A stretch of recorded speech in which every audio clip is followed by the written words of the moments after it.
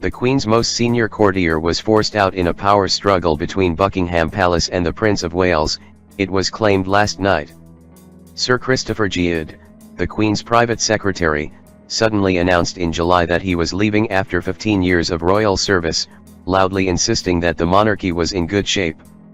It revealed that he was being followed by his assistant private secretary, Samantha Cohen, the third most senior courtier in the Queen's private office, amid tensions between the main royal households and their senior staff, particularly Buckingham Palace and Clarence House.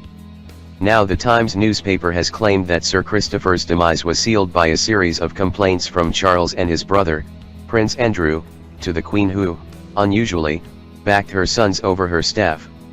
It is said that there were differences between Sir Christopher and Charles's senior aides, led by his principal private secretary, Clive Alderton, over how to manage the handover of power between the monarch and her heir. Sources told the paper that the prince's staff were keen to accelerate plans to increase his involvement in key royal events by the time he turns 70 in November next year. The plans are referred to, the newspaper claimed, as Project 70, although senior royal sources have strongly denied this is true.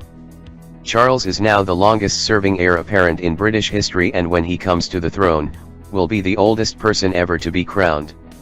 Sir Christopher, a former Army intelligence officer and senior diplomat, is said to have denied he was forced out but feels bruised by what has happened and believes the Queen failed to support him.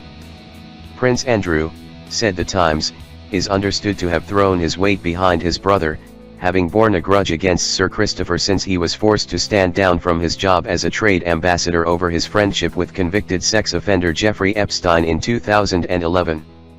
He is also said to resent the control he has over his expenses. Prince Andrew deeply dislikes him, a source said. The newspaper suggested that the departure of Sir Christopher in favor of his genial deputy Edward Young would now mean the transition of power would move at a pace more acceptable to Charles and his team. Buckingham Palace, Clarence House, and Kensington Palace issued a rare joint statement in response to the story.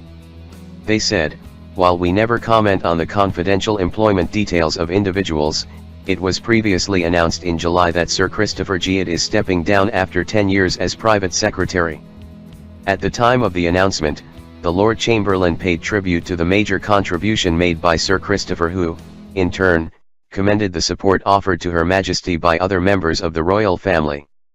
Indeed, recent years have seen an ever closer working relationship between all the different royal households and their respective teams.